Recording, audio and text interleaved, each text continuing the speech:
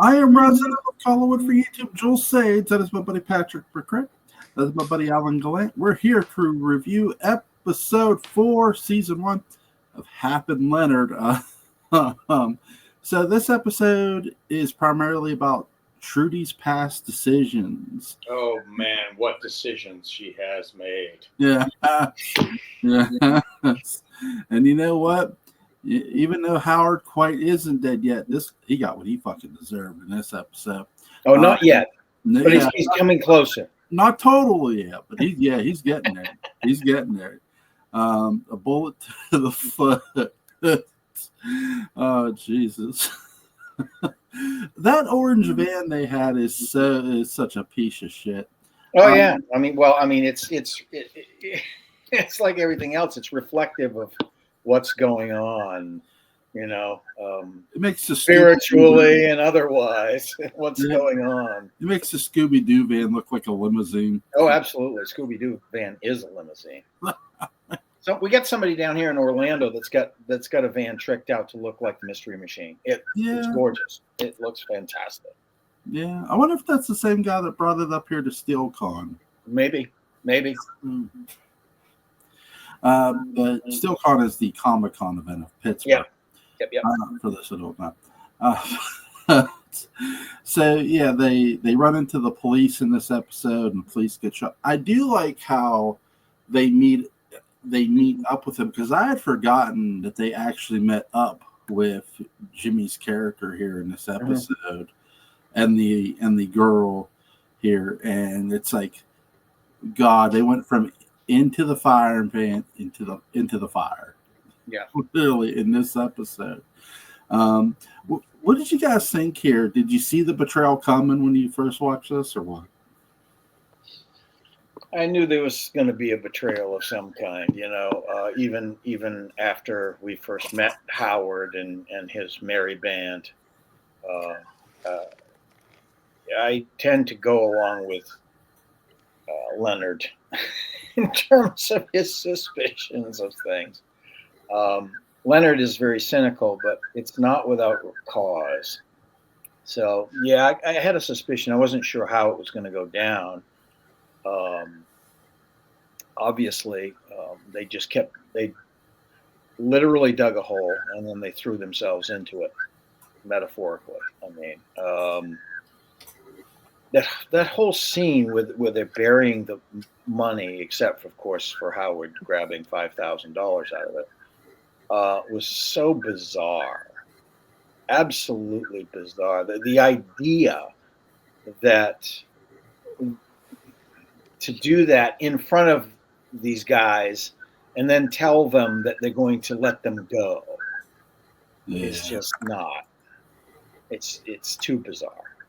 It's too bizarre. And I think it shows that Howard is a moron. He's not very bright.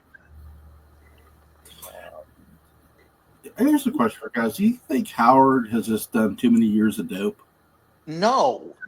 He has no excuse. He doesn't have that excuse. Okay. Yeah, I'm just checking. I think he's kind of a manipulative narcissist kind of guy, and he thinks he's way smarter than he is. He was a John Bircher towards the end of the Civil War. I mean, I don't think he was. Yeah. I think this is all affected and adopted. Yeah. And two, Leonard, I think it's either Leonard or Hap, I believe it's Leonard, basically predicts the one guy's death. He's like, they're going to kill you too. They're just going to kill you. They're going to waste us, and they're going to kill you too. Right. Guess what? Well, yeah. The only part he didn't get right was that who killed him. Unfortunately, but that was too darn bad. But that underscores the terrible decisions that both Trudy and Howard are making, and what the consequences are starting to unfold. The idea that they're going to make a drug deal with only part of the money. That is also a moronic, absolutely moronic sort of response to that. Yeah. Usually when you only bring up, you're gonna end up dead. Like, no, we want all the money. Julie, you I taught mean, me that. even with it, even with Paco's double cross, that just added fuel to the fire. That's all. They were already going to be in a mess, even if the deal was legit. Yeah. Yeah. What'd you say, Patrick? I'm sorry. I was just talking about the thing about only bringing part of the money, Yeah. and that you taught me that, Jewel. You done learned me good. Here's 50 cents. Where's the $500? No. Yeah. Well, my lesson is number one, don't write a check that's gonna bounce. Bring cash. Right. That's my life lesson. Well, don't write a check. What are you, Jerry Springer? No. You're not going to do that. He paid for a prostitute with a city check when he was the mayor. Yeah. Good for him. Good for him. Well, it didn't work out well. I mean, he got a show and a career and hundreds of millions of dollars out of it. But I mean, other than that, it was a terrible idea. and I paid to see Ringmaster in the theaters. Did you? Good old Ringmaster. Oh my god! The Netflix documentary is better. Just saying. On Jerry? Yeah, I think so. Is there one? I believe so. Yeah. Wow. Yeah. Good old Jerry Springer. Helped out a lot watching that shit. God. Television in the 90s. But yeah, this show is really interesting.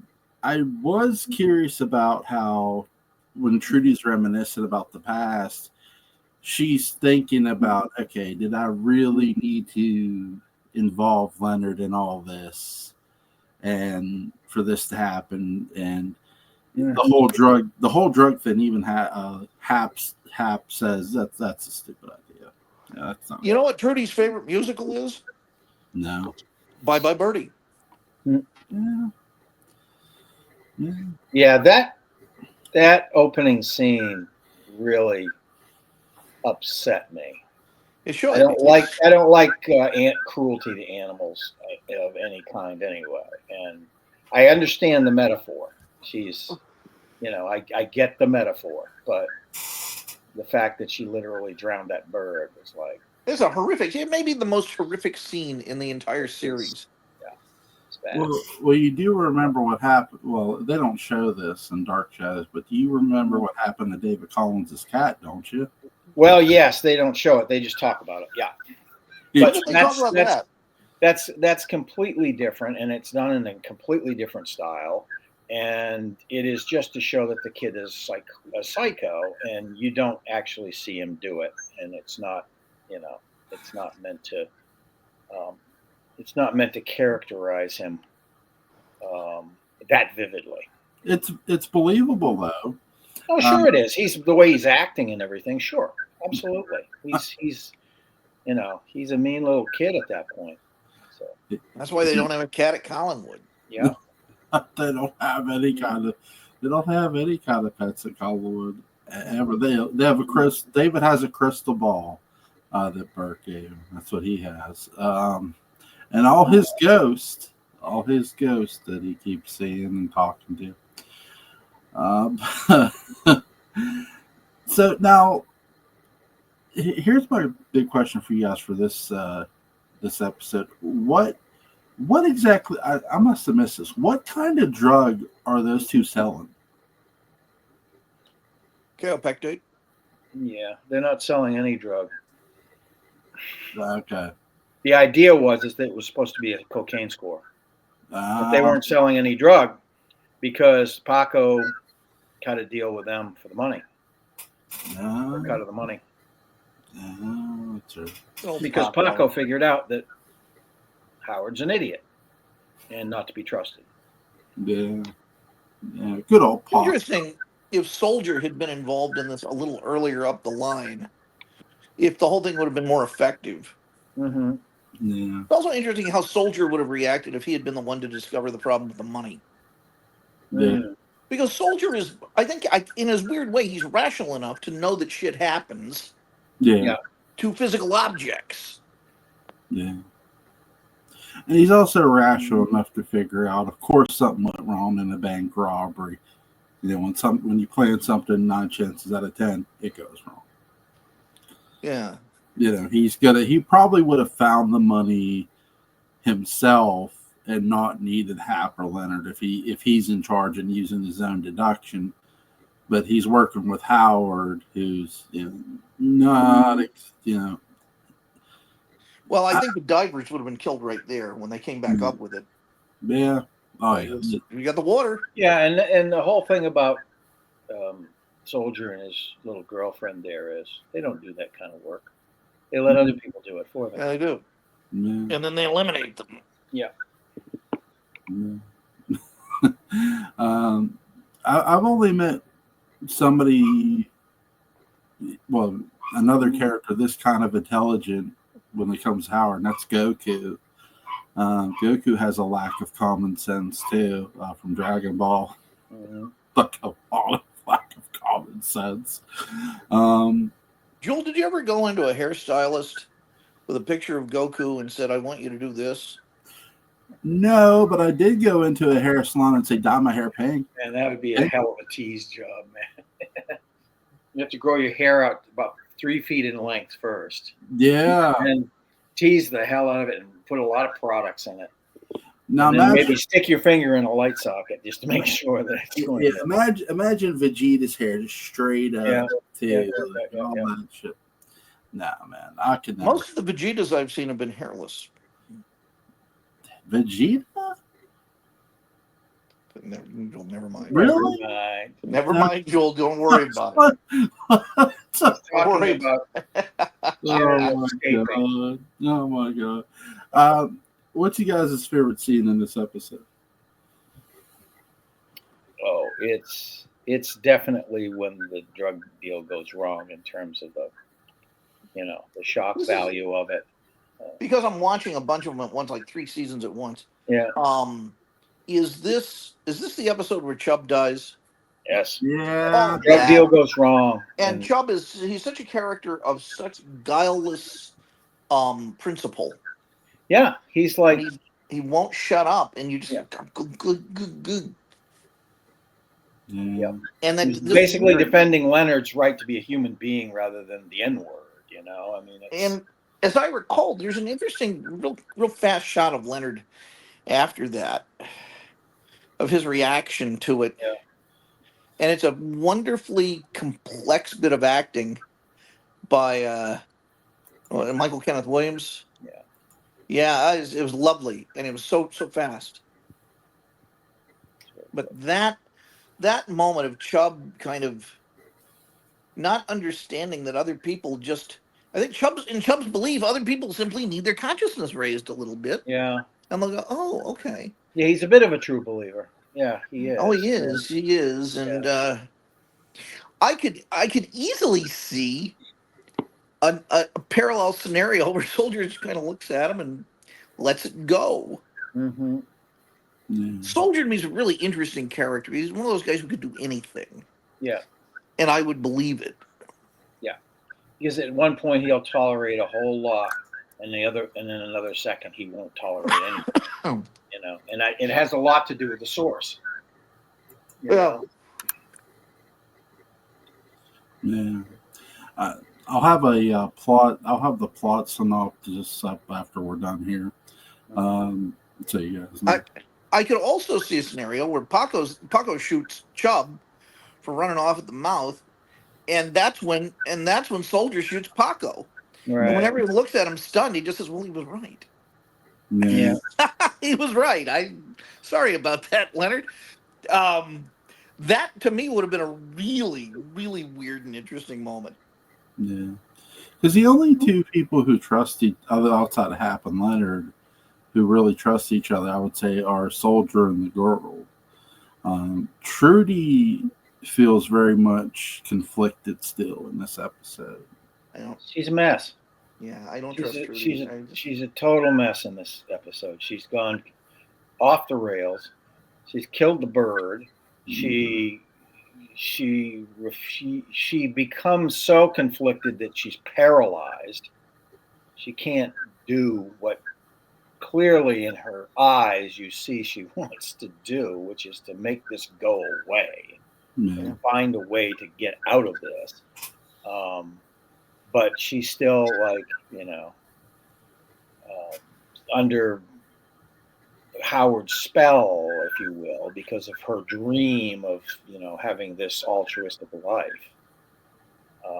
It starts to fall apart with the idea of cocaine and continues to completely fall apart by the time that the setup is made obvious that the drug deal is really a setup. Yeah, and I like what the writers do here with all the death in this episode. It's basically saying, like, hey, pay attention, shit's happening. Oh, my God. And It's continuing to happen.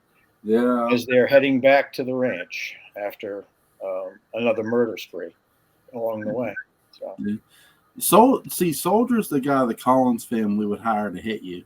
They really would. They would hire him. I don't know about that. Hey, I don't know how the Collins Soldier really would be Patopi's next wet worker after Aristides. Yeah. I do think that Bill Malloy has probably killed someone like Soldier in the past. Yeah. Probably. I wouldn't put that past Bill Malloy. Bill Malloy in this situation would have been unbelievably deadly. Mm-hmm. Yeah. Considering how he is with Burke Devlin, he's basically doing everything to get him to leave the Collins family alone. Yeah. Before his death, ultimately, yeah. Well, he tolerates Burke because Burke is not crazy, and he knows Burke from when he was a kid. Yep. But somebody that was a real existential threat to the Collins family, like somebody like Soldier, I don't think he would hesitate. Jason McGuire would have made the mistake of hiring somebody like Soldier, thinking he could control him. Or palling around with him a little too long. Yeah. Hoping to get to chores. Well, yeah, too, because Willie Loomis is pretty cagey dude. Especially early on. Yeah. He becomes a little less so as time goes on. But, the James Hall Willie Loomis could have grown up to be Soldier. Oh God, yes. Yeah. I mean, I really like James Hall. Thought that was the perfect storm to introduce the character. And even when he could never have been what Carlin was after his Barnabas, he becomes the thrall. Yeah. I don't think Jimmy Hall would have made that work as nearly as well. But to do the pre-thrall, I thought he did a fantastic job. I mean, he was creepy, really. Well, I think this is what they would have done with James Hall, is they would have made him, Barnabas's instrument of civilian vengeance. Yeah. That he would have been a very effective tool for Barnabas, and that's how Barnabas would have maintained him. Yeah. The writing situations would have had to have been different.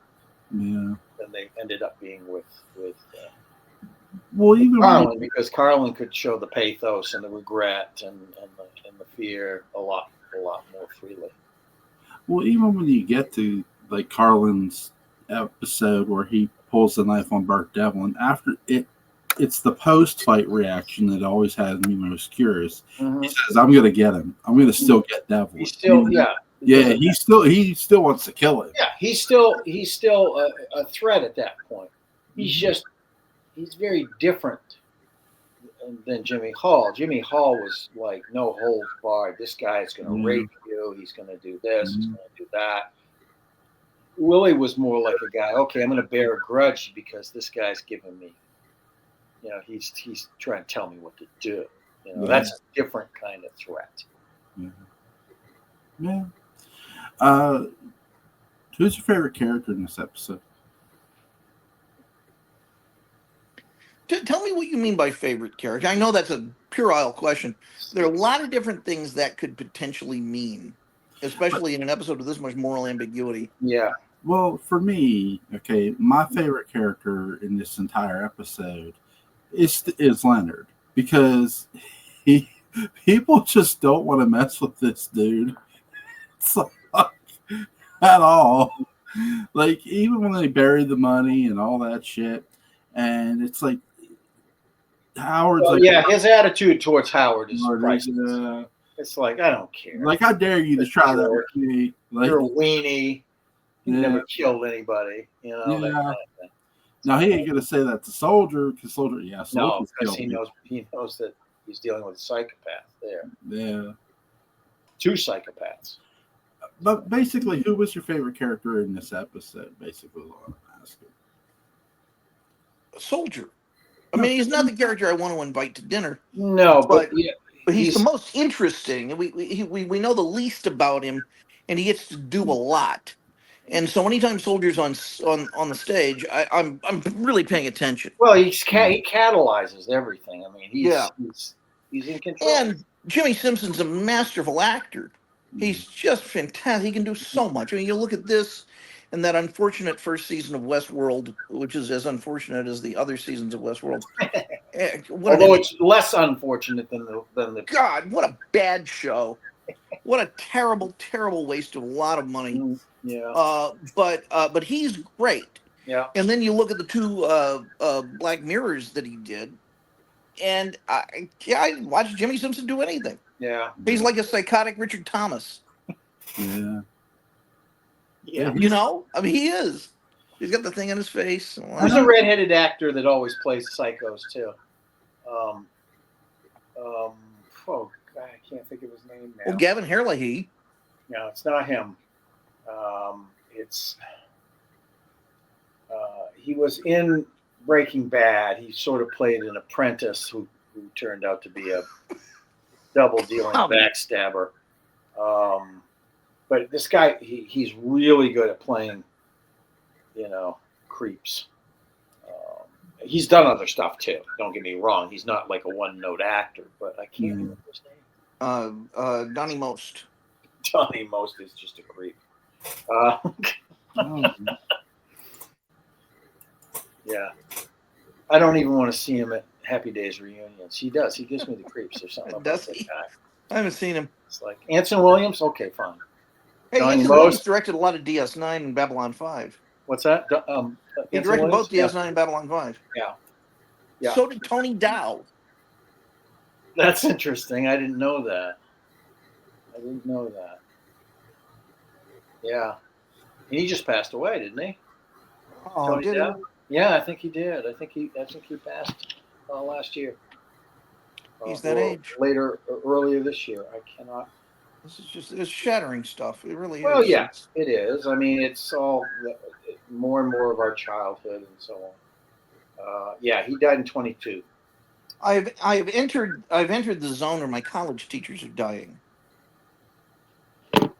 I've had several, and actually, I've had one that was only a year older than me go. Oh God, yeah, it's a real shattering. It's cancer moment. Ah, fuck. Yeah, I'm sorry. Yeah, he was on my committee actually. A guy by the name of Mark Brotherton. Sorry to hear that, Alan. Yeah, he passed away about 5 years ago. He was just 60, 61 year older than me. And that's the only one. And weirdly enough, the oldest professor I had, who is my age now, is still very much with us. And he was my advisor on my one-man show that I did, and was also on my committee. So, and that's Dr. Don Say, and he actually kind of built the program at UCF. So, was it Bob Odenkirk? No, he was not that old. Alan's That old. Odenkirk is what? Probably about 60 now, 55 to 60. No, I mean in the redheaded. Yes, what I'm talking about. Oh, okay. Odenkirk's too old. Okay. This guy's in his maximum. He's in his mid 30s. Aaron Paul? Aaron Paul? As Jesse Pinkman? No. Hold on a second. I'm going to have to figure this out. He was a cast member on Breaking Bad, so I'll see if I can find him. No, Aaron Paul is Jesse Pinkman. No, it wasn't him. Definitely not. Jesse Plemons. Okay. Oh Jesse yeah, Plemons. yeah, He is a freak in the character. A lot of the characters he plays. yeah. They just he could have done Soldier. It would have been a little different, but he could have definitely successfully done Soldier. Yeah. Cool. Awesome. Let's see. Is there anything you guys want to add about this episode? I think I agree that Soldier is the most influential character in it. You don't like the guy, but he's totally influential, and the actor is sort of rolling up his tour de force, which I suspect continues. I would have easily watched a Soldier TV series. Yeah. This anti-hero TV series, just to see what the hell he does. Like an intense Dexter. You know? Yeah. Yeah. Well, sometimes you need wild, crazy, and unpredictable characters with. It doesn't matter their backstory. It doesn't matter what they did prior to it. They're that brutal and unpredictable. You have no idea what they're going to do. That was almost word for word that Buck Owens gave the writing staff of Hee Haw. And Junior Samples was his fist of God. He was his fister. Oh. There's at the Hungry Eye and all of that. In New York in the 60s. Junior Samples was, along with Lenny Bruce, were two of the top existential comedians that they had. And Samples and Bruce was a really cutting-edge, dark comedy team that perfected the existential knock-knock joke. Mm-hmm. Joel, I don't know if you know about this. One of their hits that they did an album based on was Knock Knock, and I'll do one of them. Knock Knock. Who's there? God. God who?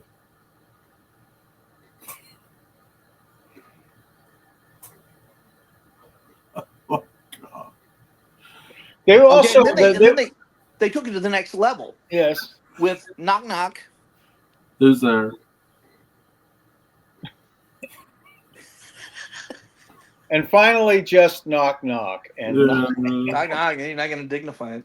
But also, Sample was a great innovator of physical comedy too, and with Bruce early in Lenny's career, before he disavowed physical comedy, they perfected the three-legged ass kicker. They did indeed. Then, and not to mention, humble but great, and then later perfected even further by Dick Christie on Small Wonder, the triple take. The triple take, that's right. The Sometimes with a double spit take. I have injured myself attempting that. Oh yeah, it's easy to do. You throw your neck out completely, and actually sprain your tongue at the same time. Here's a question for you guys. Do you guys want the plot synopsis in the title of the video or the description box? I think I really think at the top of the video would be good. I'll put it in the title of the video. Then I'll put it after I put you guys' names with me. Okay. That way people know where it's at. So if you want the plot synopsis for this, it's in the title after Patrick and Alan's name. Cool. Well, I know where it's at, and that's Jesus. Jeebus. Baby Jeebus. I forget what kids are always. They're always, they need a release or something like that. And I said, "Oh, they need a release, all right." Try religion, Oh my gosh. Did you ever hear the Dennis Miller terrorist joke? I don't know. Was he? No, several, but no. No, about the flag desecration joke he did a long time ago.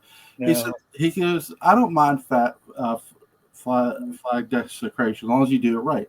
Just drape the American flag over your head and put the gun to your head and put a large caliber bullet through it. Do it right.